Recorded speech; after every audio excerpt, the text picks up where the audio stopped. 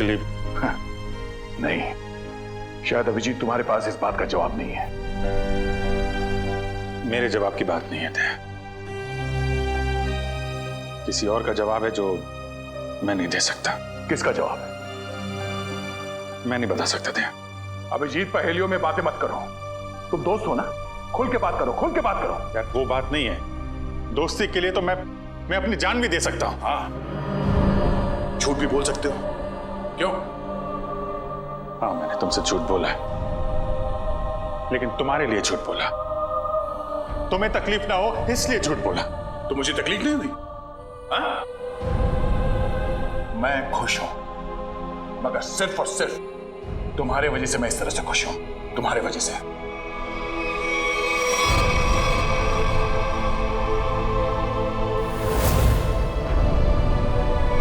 क्या 1 मिनट यार, please.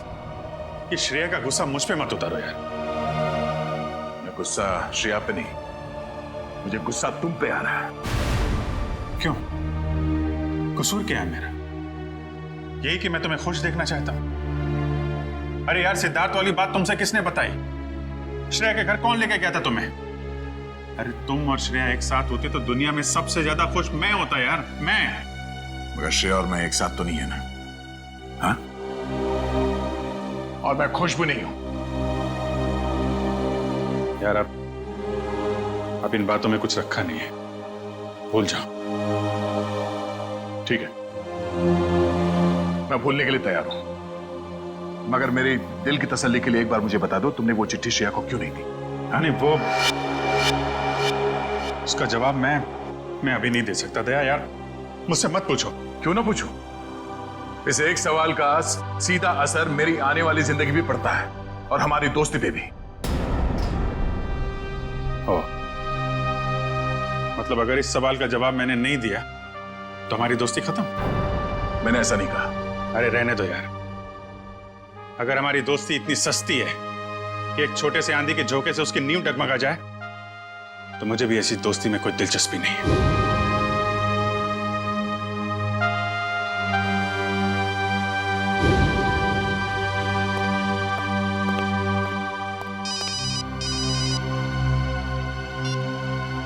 Hello,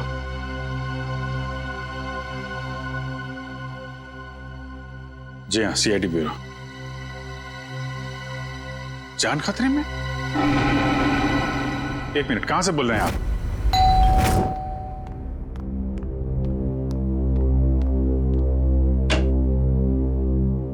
CID? जी हाँ।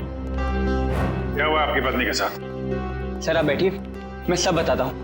तुम तो कह रहे थे कि तुम्हारी पत्नी मुसीबत में। ये गलत कह रहे हैं, मैं बिल्कुल ठीक ठाक हूँ सर।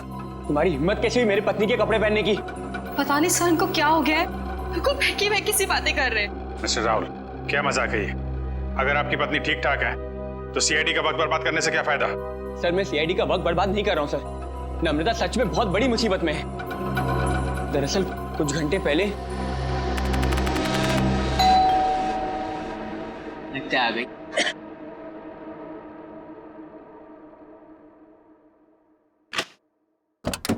हाँ साहब, आपका नया बावर्ची साहब। अरे बॉस, लगता है आप गलत पते पे आ गए। पता भी यही है, घर भी यही है। नम्रता मैम साहब ने मुझे काम पे रखा है खाना बनाने के लिए साहब। कमाल है, नम्रता ने मुझे बताया नहीं कि वो एक नया बावर्ची रख रही है। बोलो साहब, खाने में क्या क्या बनाऊं साहब? अरे वो नम्रता आ जाएगी थोड़ी देर में, वो ही बता देगी खाने में क्या बनाना है। तब तक एक काम करो, तुम मेरे लिए एक कप चाय बना दो। ठीक है साहब। रसोई कहाँ है साहब? उस तरफ। उस तरफ।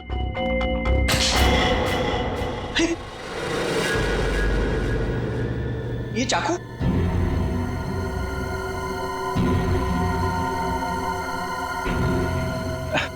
घबराइए मत साहब, इससे मैं फल काटता हूँ, भाजी काटता हूँ साहब, और मांस भी काटता हूँ साहब। ठीक ठीक, तुम जाओ चाय बना। हाँ जाता हूँ साहब, चाय बनाता हूँ साहब। कैसे आदमी को काम पे रख दिया नम्रता ने?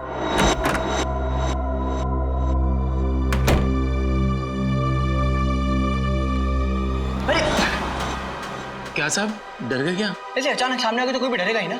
ये लो साहब, आपकी कॉफी। मैंने चाय बोली थी। क्या साहब, आपने कॉफी तो मंगाया था साहब, वही लाया हूँ साहब। अरे यार मैंने चाय बोली थी। अरे कैसे बदतमीजी से बात कर रहे हो तुम? अरे- एक तो गलती कर रहे हो, ऊपर से बदतमीजी से बात कर रहे हो मेरे साथ। कैसा आदमी रख दिया है। सॉरी डार्लिंग, आने में थोड़ी देरी होगी। तो मॉल में ना अच्छी सी सेल लगी है, तो कुछ ज्यादा ही शॉपिंग कर ली। एक्सक्यूज मी, कौन है आप? और यूं घर में कैसे घुसे चली आ रही है? अच्छा जी, मैंने कुछ ज्यादा खर्चा कर दिया, तो इसलिए तुम अपनी पत्नी से ऐसे बात करोगे? पत्नी? कौन हो तुम? और नम्रता कहाँ है? तुम्हारे सामने। अच्छा, अब समझ में आया। मेरी पत्नी ने ही कहा है ना तुम्हें मेरे साथ मजाक करने के लिए, है ना? राहुल, तुम्हें क्या हो गया? क्यों बहकी बहकी बातें कर रहे हो? बहुत हो गया ये बकवास। हाँ, कहाँ है नम्रता? मैं अभी नम्रता को फोन करता हूँ।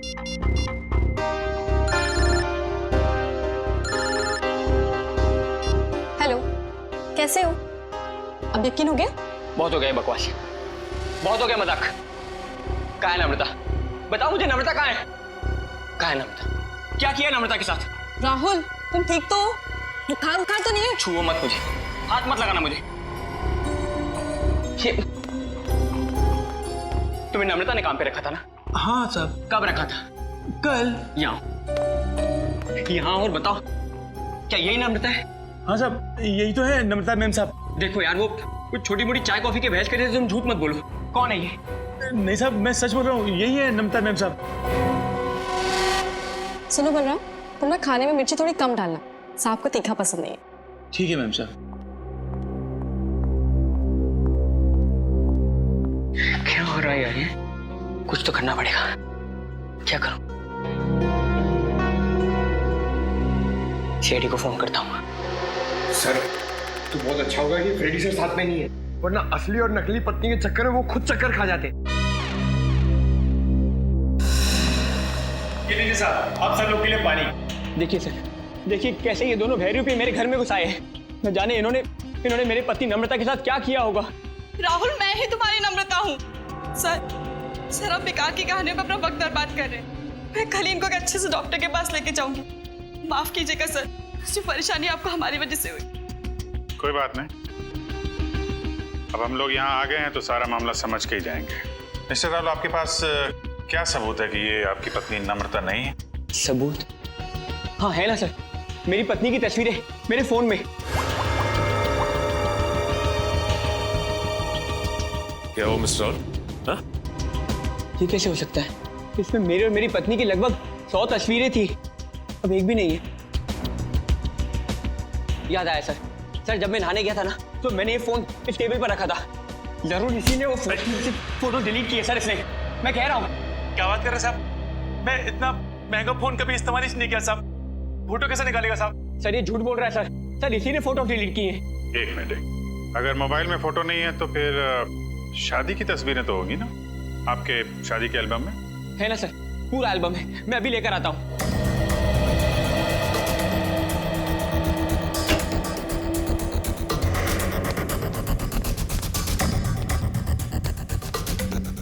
सर ये लीजिए सर, हमारी शादी का एल्बम। अब हो जाएगा दूध का दूध और पानी का पानी।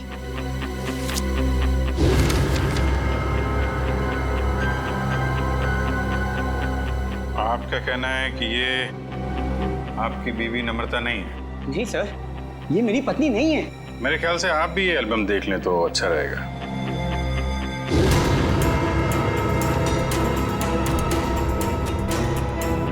ये कैसे हो सकता है सर? ये कोई बहुत बड़ी साजिश है, ये कोई साजिश है मेरे खिलाफ।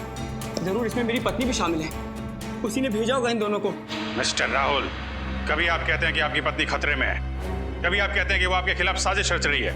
कहना क्या चाहते हैं आप? सर मुझे कोई खतरा नहीं है और ये कोई साजिश नहीं है। मैंने आपसे कहा ना, इनकी तबीयत खराब है। तुम चुप रहो, मुंह बंद रखो अपना। एक मिनट, आप नम्रता हैं? आपके पास कोई आईडी वगैरह है? जी हाँ सर, पासपोर्ट है, पैन कार्ड है। आपको जो चाहिए मैं दिखा सकती हूँ। प्लीज। एक मिनट।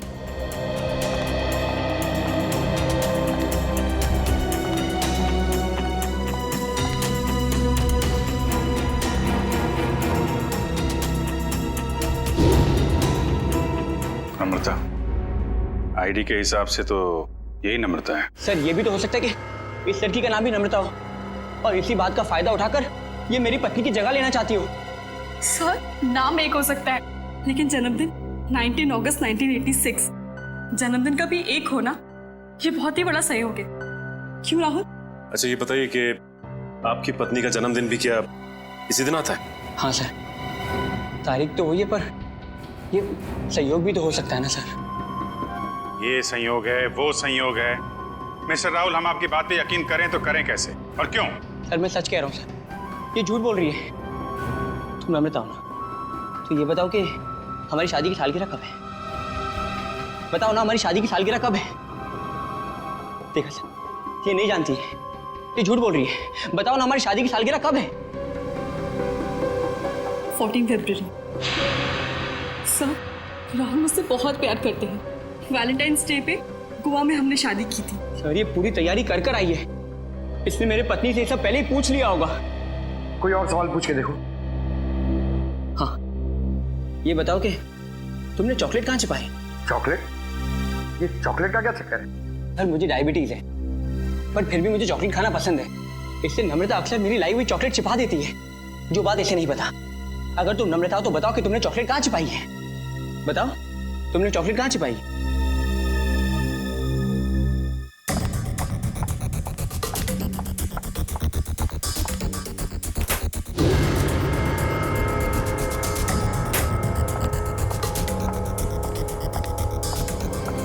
ये रही चॉकलेट, मैं तुम्हें खाने नहीं दूंगी, डायबिटीज है तुम्हें। मुझे डायबिटीज नहीं है, मुझे दे दीजिए। अब क्या कहना आपको मिस्टर राहुल? सर ये लोग पूरी तैयारी कर कर आए हैं। ठीक है, एक पल के लिए हम आपकी बात मान लेते हैं, लेकिन ये आपकी पत्नी है या नहीं, इसका जवाब तो इस घर में ही मिलेगा। तलाशी लो घर की।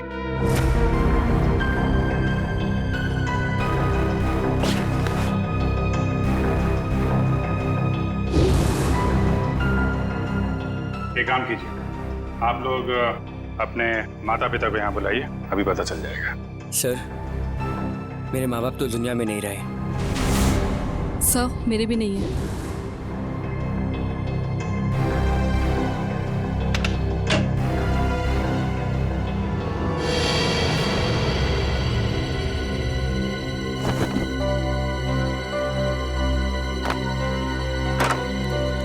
पंकज, ऐसी जगह पे ये डस्टबिन कैसे पड़ा? तो कोई रिश्तेदार दोस्त वो तो होंगे इस शहर में ना, उनको बुलाइए। सर दरअसल हम कुछ ही दिन पहले बैंगलोर से यहाँ शिफ्ट हुए हैं। यहाँ हम किसी को भी नहीं जानते।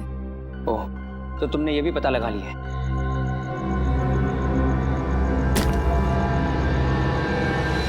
सर!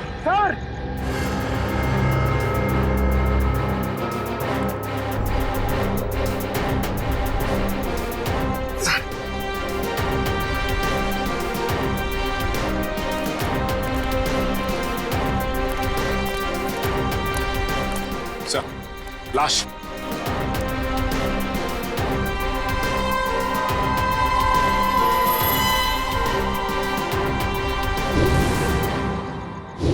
सर ये लाश मेरे घर में? ये कौन सा खेल खेल रहे हो तुम राहुल? पहले पति पत्नी का झगड़ा सुलझाने के लिए यहाँ बुलाया, फिर तुम्हारे घर से एक लाश निकली है। किसकी लाश है ये? सर मुझे कुछ नहीं पता सर। सर मैं इसे जानता भी नहीं। सर मैं भी इसे नहीं जानती। तुम जानते हो? नहीं साहब, मैं नहीं जानता उसको। सर ये देखिए सर, यहाँ इसके सीने पे गोली मारी और इसके गले पे खरोच का निशान भी है।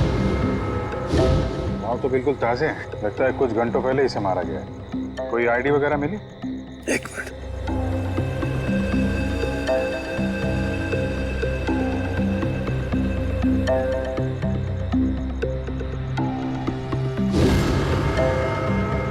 सर इसका नाम पुलकित रॉबिन है। पुलकित रॉबिन? सर मैंने इसका नाम कहीं पढ़ा है। पढ़ा है? कहाँ पढ़ा है? अरे सर ये तो एक बहुत ही मशहूर टीवी सीरियल राइटर है सर, साउथ बहू का सीरियल। मैं देखता हूँ सर। एक टीवी सीरियल राइटर की लाश मेरे घर में? पंकज मोबाइल पे देखो, इंटरनेट पे इस पुलकित रॉबिन की फोटो निकालो। देखो कहीं ये वही आदमी तो नहीं।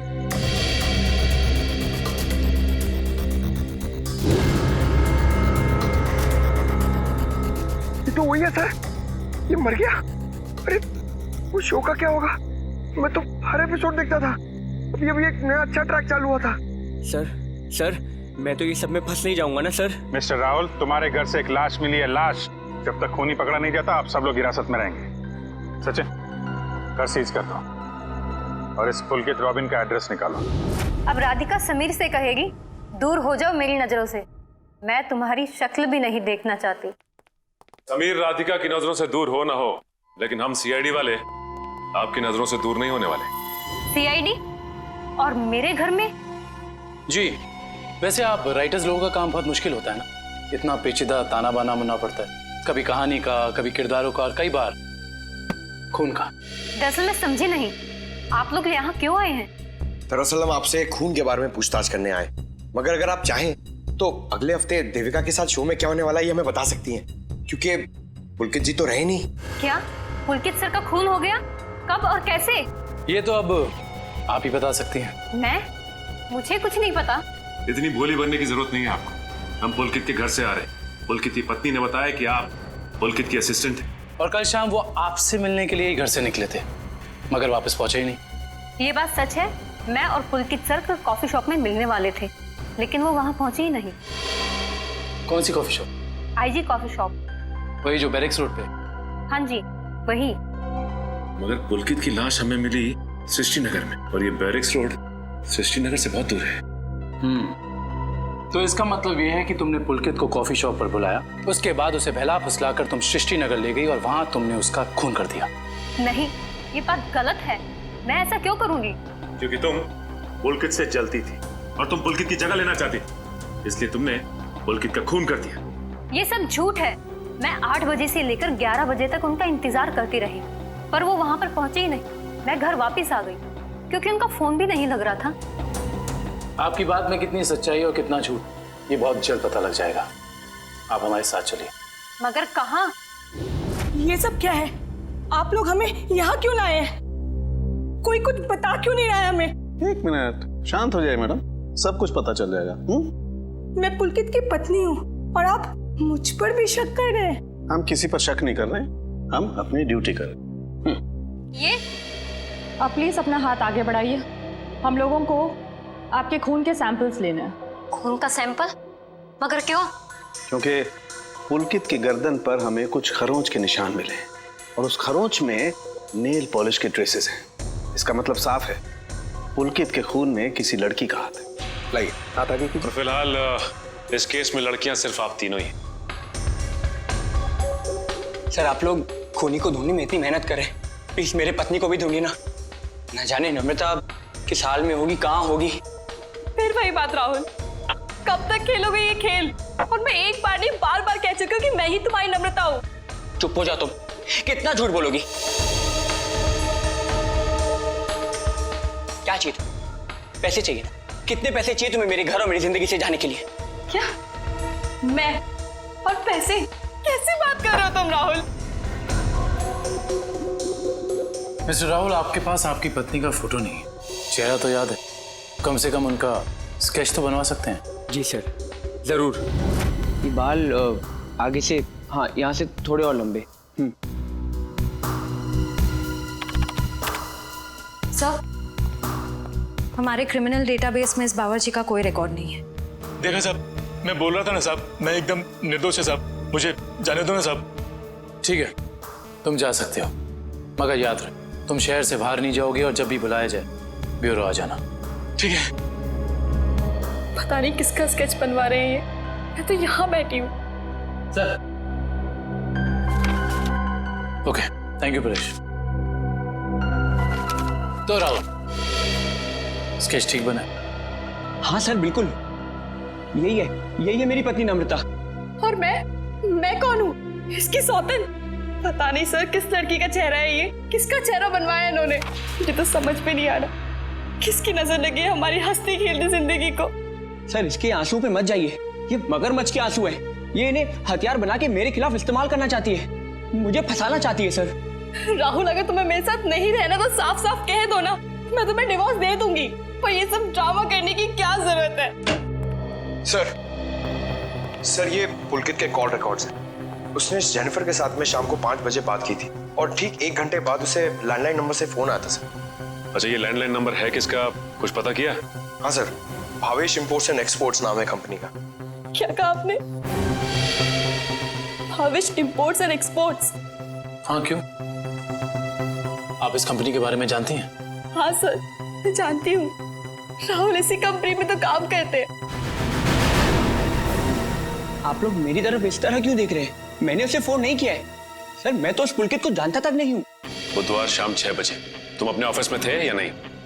6 बजे ठीक तरह याद तो नहीं आ रहा, पर शायद तब तक मैं ऑफिस से निकल गया था सर। देखो राहुल, शायद से तो काम नहीं चलेगा। सर अगर आप लोगों को मेरे पे विश्वास नहीं है तो आप लोग मेरे ऑफिस चल के पूछताछ कर सकते हैं। ठीक है, तो चलकर पूछताछ कर लेते हैं तुम्हारे ऑफिस में, और ये भी पता कर लेते हैं कि जो स्केच तुमने बनाया है ऐसी कोई लड़की है भी या नहीं। एक बार शर्मा जी बस पहुंचा दीजिए, मैंने चेक कर लिया। उन्हें बोलिए डेंटिंग का प्रोसेस चालू था। अरे राहुल, तुम यहाँ पर इस वक्त और आज ऑफिस नहीं है? और ये लोग कौन है? सर ये लोग सीआईडी से। सीआईडी? जी सर। क्या बात है, बताओ। क्या बताऊं सर, मैं एक बहुत बड़ी मुश्किल में फंस गया हूँ। कैसी मुसीबत? लाश मिली इनके घर के बैकयार्ड से। व्हाट? ये मैं क्या सुन रहा हूँ? कहीं तुम्हारा इसमें कोई हाथ तो नहीं है?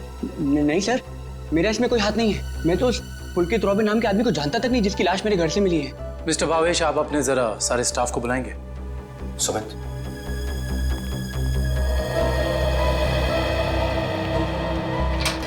सुनो, सबको बॉस अंदर बुला रहे हैं।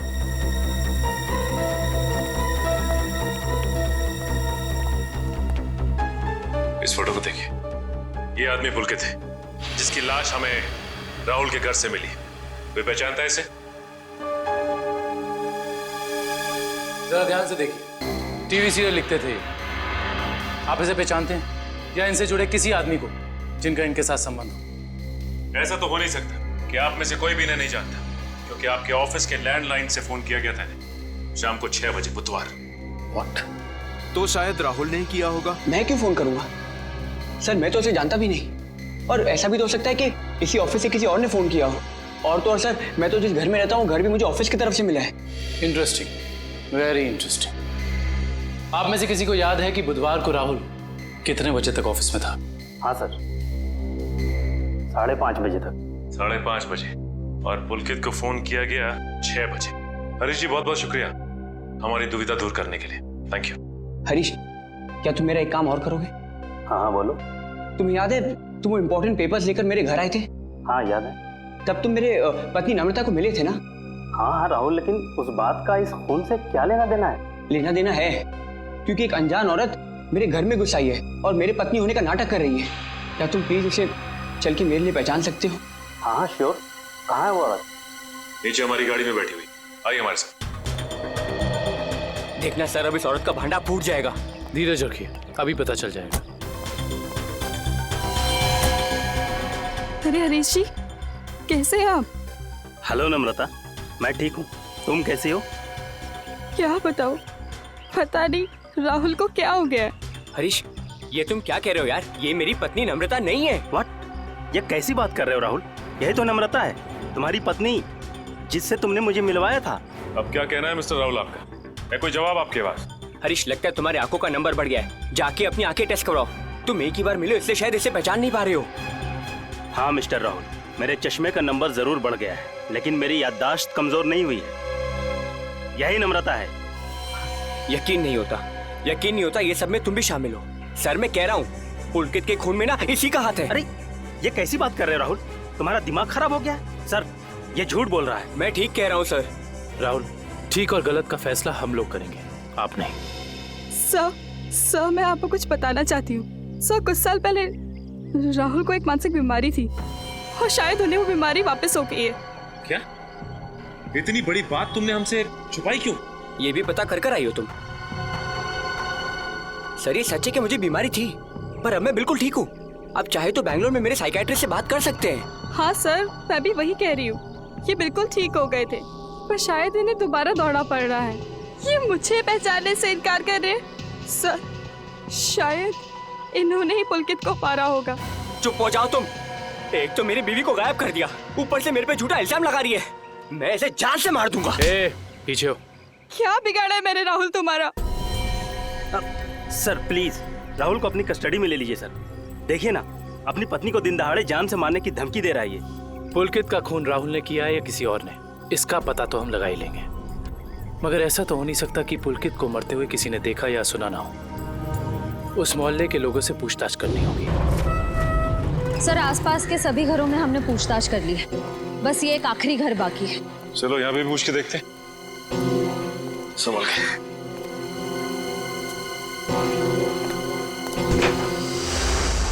दरवाजा खुला। तो इस तरह से दरवाजा क्यों खुला छोड़ेगा? और यहाँ ये कैमरा कैसे? इधर भी। कुछ तो गड़बड़ है यहाँ पे। एक काम करते हैं, इस घर की तलाशी अच्छी तरह से लेते हैं।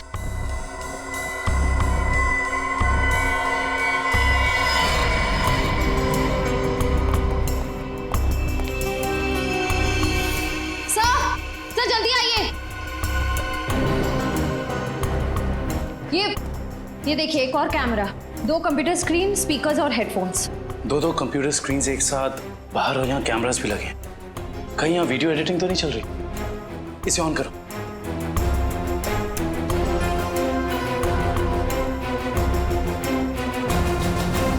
हाँ साहब, आपका नया बावर्ची साहब।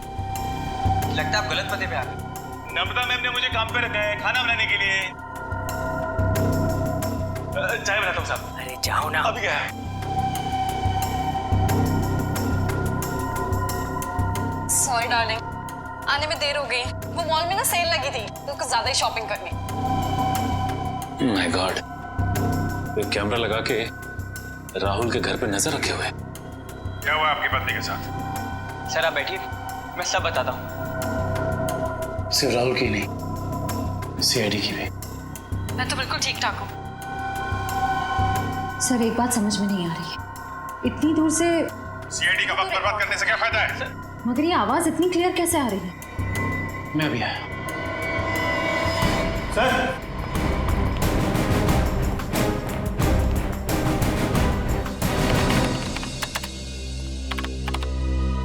एक काम करते हैं, इस जगह को अच्छी तरह से छान मारते हैं। हो सकता है यहाँ कुछ मिल जाए। हाँ?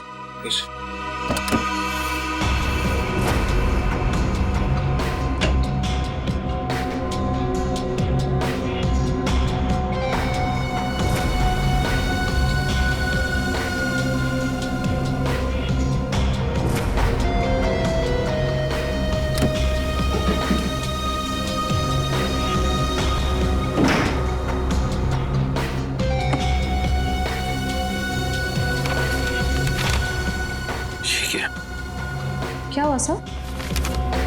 ये देखो, जमीन के पेपर्स। ये घर किसी गिरधारी के नाम पे है।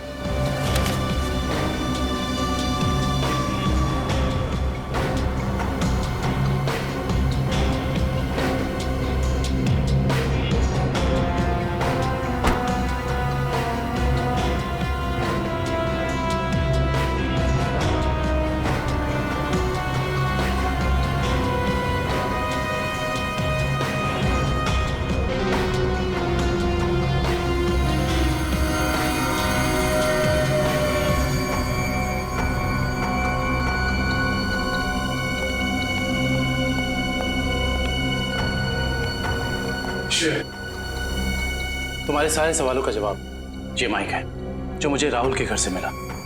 स्पीकर के अंदर छुपा के रखा हुआ था। इसका मतलब गिरधारी जो राहुल के घर पे नजर रखे हुए था, उसी ने माइक लगाया यहाँ पे। कौन गिरधारी? अरे दुष्यंत, ये घर के कुछ पेपर्स मिले जिसमें लिखा है कि गिरधारी इस घर का मालिक है।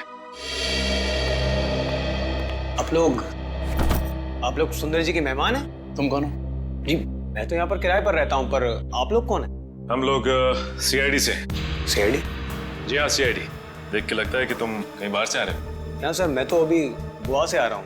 पर आप लोग यहाँ पर, सुंदर जी ने कहीं कुछ? एक मिनट, ये सुंदर कौन? सर जब मैं यहाँ से जा रहा था तो मैंने ये घर सुंदर नाम के एक अंकल को किराए पर दिया था। क्या बात, तुम खुद यहाँ पे किराए पे रहते हो? और ये घर तुमने किसी को किराए पे दे दिया? सर मैंने सोचा कि गोवा जाने का खर्चा निकल आएगा सर, इसलिए। और गिरधारी जी, इनका ये घर है, वो कहाँ? सर वो तो लंदन में रहते हैं सर, साल में सिर्फ एक बार ही इंडिया आ पाते हैं। ओह, उसी का फायदा उठा रहे हो तुम? ये कंप्यूटर कैमरास तुम्हारे? नहीं सर, ये सब मेरा नहीं है सर। झूठ बोल रहे हो तुम राहुल के घर पे नजर रखे हुए थे, जासूसी कर रहे थे उस पे। जासूसी? सर मैं राहुल के ऊपर जासूसी नहीं कर रहा था सर। देखो हमने रिकॉर्डिंग देख ली है, सच सच बताओ। मैडम मैं तो कॉलेज में पढ़ता हूँ, इतनी सारी महंगी चीजें मैं कहाँ से लाऊंगा? तो फिर ये सारी की सारी चीजें किसकी है? उस आदमी की जिसे तुमने किराए पे रखा हुआ, सुंदर? सर हो सकता है सर। नंबर दो सुंदर का। सर पिछले हफ्ते गोवा में मेरा मोबाइल चोरी हो गया था तो तुम्हारे सारे नंबर्स चले गए? जी। बहुत अच्छा बहाना है। अपना मोबाइल नंबर दो, सुंदर का नंबर हम तुम्हारे मोबाइल रिकॉर्ड से निकाल लेंगे। सर सालुंके सर की डीएनए रिपोर्ट आ गई है। पुलकित के खरोचों में जो नेल पॉलिश के अंश मिले थे वो ना ही नम्रता के थे, ना ही संजना के और ना ही जेनिफर के। मतलब इस केस में कोई और औरत भी शामिल है? सर हो सकता है वो स्केच वाली औरत हो जिससे राहुल अपनी बीवी कह रहा है। हो सकता है। जब तक हमें उस औरत के बारे में कुछ पता नहीं चल जाता, कुछ कह नहीं सकते। क्या हुआ, उस नेल पेंट के बारे में कुछ पता चला क्या?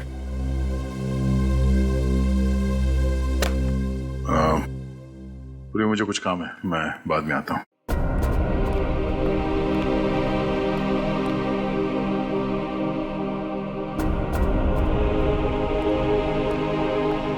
सर जतिन के फोन रिकॉर्ड्स चेक करिए, सुंदर का नंबर तो नहीं मिला, मगर किसी मनीष नाम के आदमी का नंबर मिला है।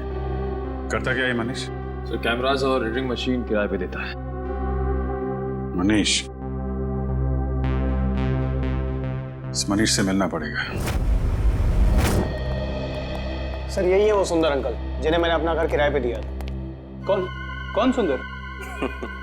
मैं मनीष हूँ। गलत बात है मनीष जी, आप इतने महंगे कैमरा इक्विपमेंट्स ऐसे ही खुले घर में छोड़ा है, इन्हें तो अरेस्ट करना होगा। बिल्कुल।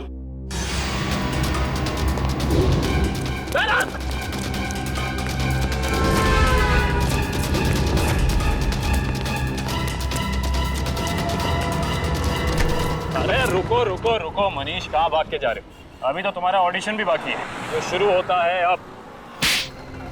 मेरा कोई इरादा नहीं था सर, मैंने तो वही किया जो मुझसे कहा गया था करने के लिए। जिसने मेरे दुकान से कैमरा और एडिटिंग मशीन किराए पे लिया था, उसी ने मुझसे कहा था ये सब करने के लिए। जिसने तुमसे कैमरा किराए पर लिया, उसी ने तुमसे घर भी किराए पर लेने को कहा? जी सर, उसी ने मुझसे कहा था कि कैमरा इस तरह से फिट करूं कि सामने वाले घर का सारा नजारा दिखना चाहिए। अब तो मिलना पड़ेगा इस इंसान से। है कौन ये जनाब? जी कहिए। जी हम लोग सीआईडी से। सीआईडी? आइए। भावेश का कुछ पता चला क्या? भावेश का पता चला मतलब? हम लोग तो भावेश से ही मिलने आए। लेकिन वो तो कल से घर नहीं आए, उनका फोन भी नहीं लग रहा है। क्या? कल से घर नहीं आए? आपने पुलिस में रिपोर्ट लिखवाई? मैंने रिपोर्ट लिखवाई थी, लेकिन उन्हें भी कुछ पता नहीं चल पा रहा है। सर लगता है उन्हें पता चल गया होगा कि हम आने वाले हैं, इसलिए।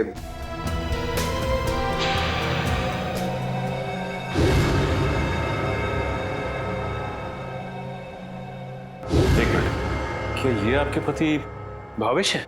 जी हाँ। ये केस तो और पेचीदा बनता जा रहा है। सब मेरे पति भावेश को ढूंढ निकालिए। देखिए मैम, आप चिंता मत कीजिए, अब भावेश का नंबर दीजिए हमें। जी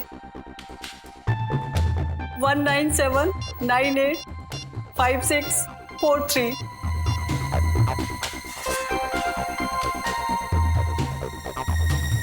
भावेश का फोन तो ऑफ आ रहा है। पंकज, भावेश के फोन के IMEI नंबर से पता करो कि उसका मोबाइल इस वक्त कहाँ है।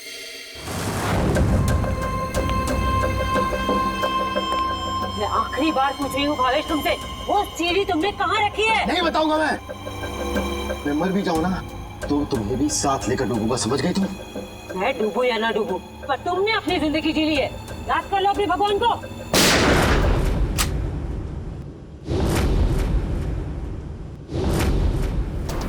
बस मुन्नी दुरेली, बहुत मचा रही आतंक। कानून को काफी वक्त से तुम्हारी तलाश थी, मगर हमें नहीं पता था कि हम इस केस के जरिए तुम तक भी पहुंच जाएंगे। खुश तो ऐसे हो रहे हो जैसे तुमने मुन्नी को जेल में डाल दिया है। ये तुम्हारी खुशकिस्मती है या बदकिस्मती कि तुम मुन्नी के दरबार में खुद चलकर आए हो? देख क्या रहे हो? खून दो इनको।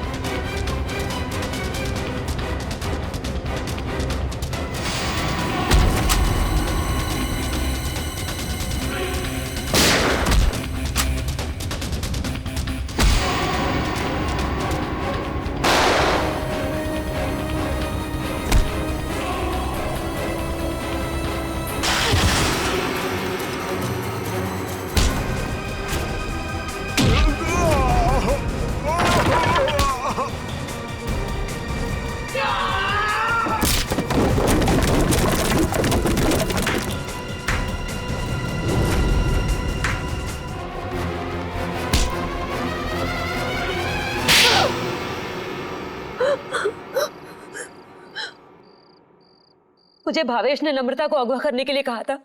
क्यों भावेश, क्या बिगाड़ा था नम्रता ने तुम्हारा? बहुत लंबी कहानी है। कोई बात नहीं मिस्टर भावेश, सीआईडी के पास मुजरिमों की दास्तान सुनने के लिए हमेशा वक्त रहता है। शुरू कीजिए अपनी कहानी। ये उस वक्त की बात है जब मैं शहर में नया नया आया था। टेलीविजन की दुनिया में लेखक के तौर पर नाम कमाना चाहता था। अलग अलग तरह की कहानियां लिखी, अलग अलग तरह के किरदारों को जन्म दिया। मेरी आंखों में सिर्फ एक ही सपना था कि किस तरह मेरी कहानी छोटे पर्दे पर साकार हो जाए। मगर तुम्हारा तो इंपोर्ट एक्सपोर्ट का बिजनेस था ना? क्योंकि मेरे साथ कुछ ऐसा हुआ जिसने मुझे मजबूर कर दिया अपने सपनों को कुचलने के लिए। जिसके साथ मैं किराए के घर में रहता था, जिसे मैं अपना दोस्त समझता था, उसने मुझे धोखा दिया। उसने मेरी कहानी चुराई और एक चैनल में बेच दी और रातों रात अमीर बन गया। हर तरफ उसी के चर्चे, उसी की बातें।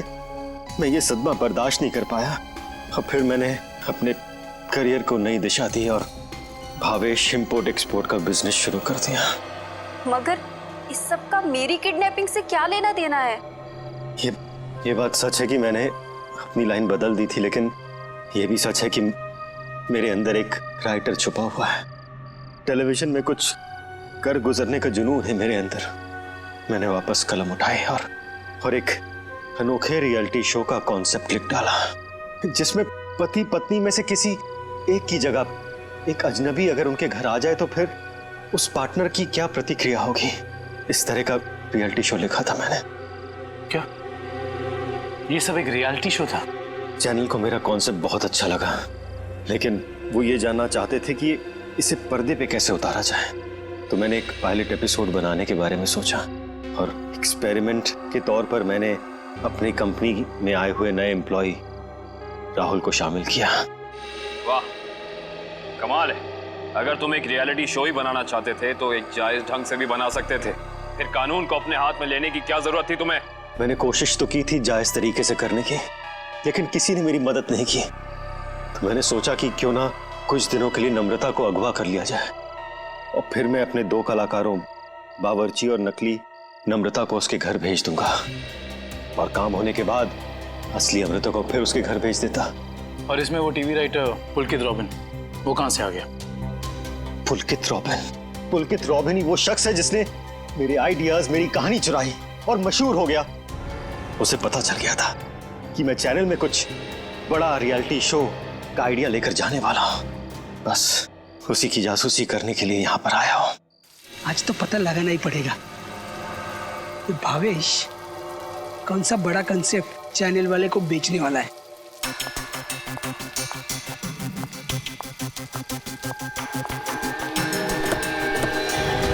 चल गाड़ी में बैठ। मानो तुम, मैं नहीं जाऊंगी। गाड़ी में बैठी होने वाला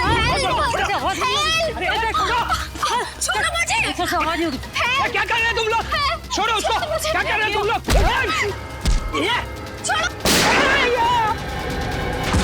बेवजह मारा गया। अब तू भी नहीं चाहती है? छोड़ दो मुझे। मैं इसको लेकर जाती हूँ, तुम इसको ठिकाने लगाओ। प्लीज घर पहुंचकर जब मैं मेरे लगे हुए कैमरा की फुटेज देख रहा था, तब मैंने देखा कि इस मुन्नी ने पुलकित का खून कर दिया है और मेरे बने बनाए प्लान को चौपट कर दिया। मैं उसे मारना नहीं चाहती थी, वो खुद बीच में आ गया था। और जब आप लोग मेरे ऑफिस आए, तब आप लोगों को देखते ही मैं समझ गया कि अब सीआईडी से बचना नामुमकिन है। मैं बहुत घबरा गया था और उसी घबराहट में मैं यहाँ मुन्नी से मिलने आ गया।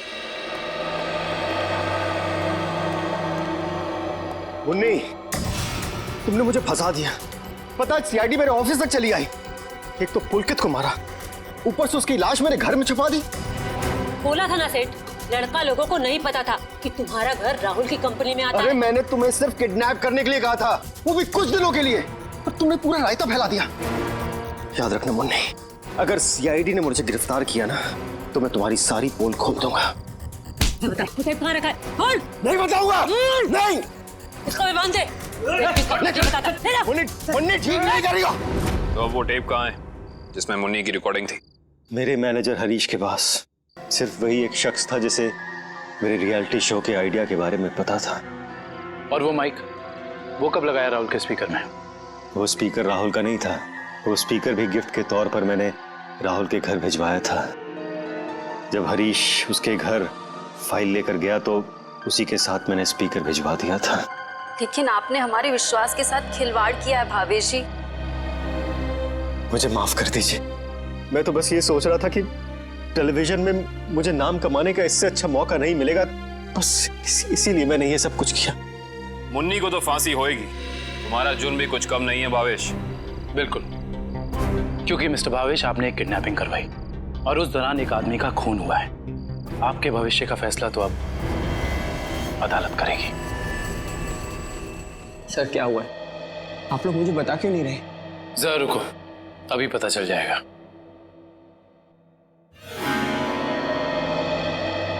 राहुल, राहुल, नम्रता, तुम ठीक तो हो? तुम ठीक हो ना? हाँ, मैं ठीक हूँ। थैंक गॉड तुम आ गई। थैंक गॉड तुम वापस आ गई।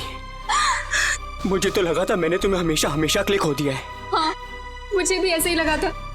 मुझे तो उम्मीद भी नहीं थी कि मैं कभी तुम्हारे पास जिंदा लौट कर भी आऊंगी। वो तो अच्छा हुआ कि सही वक्त पर सीआईडी वाले आ गए, जिन्होंने हमें फिर से मिला दिया। तुम दोनों मुझे माफ कर देना। मुझे नहीं पता था कि मेरी एक्टिंग चीजों को इतनी गलत दिशा में ले जाएगी। एक्टिंग? मैडम, माना कि भावेश जी ने आपको वहाँ एक एक्टिंग असाइनमेंट के लिए भेजा था, मगर लाश देखने के बाद और सीआईडी की कस्टडी में होने के बावजूद आपने हमें सच क्यों नहीं बताया? क्योंकि सर, उन्होंने मुझसे कहा था कि कितनी भी टेढ़ी स्थिति क्यों ना आ जाए, मैं अपना काम करना ना छोड़ूं, एक्टिंग ना छोड़ूं। इसलिए मुझे लगा कि वो नाश भी लगती है और सीआईडी भी, सब बस रियलिटी शो का हिस्सा है। वाह, और आप अपनी एक्टिंग के चौके छक्के की बारिश करते रही। मुझे माफ कर दीजिएगा सर, पर आपको तो पता है ना कि एक नए एक्टर के लिए टीवी और फिल्मों की दुनिया में पाँव जमाना कितना मुश्किल है। इसलिए मैं कोई गलती करना नहीं चाहती थी, इसलिए मैं एक्टिंग करती रही। अब आप लोग मुझे जो सजा देना चाहें मुझे मंजूर है। सर रहने दीजिए ना सर, अब मुझे मेरी नम्रता मिल गई और आप लोगों ने असली मुजरिम को पकड़ लिया है। गलती तो उन्होंने की है तो इन्हें सजा भी मिलेगी, लेकिन इन्हें क्या सजा मिलेगी ये अदालत तय करेगी। फिलहाल आप दोनों जा सकते हैं। Thank you sir, thank you so much.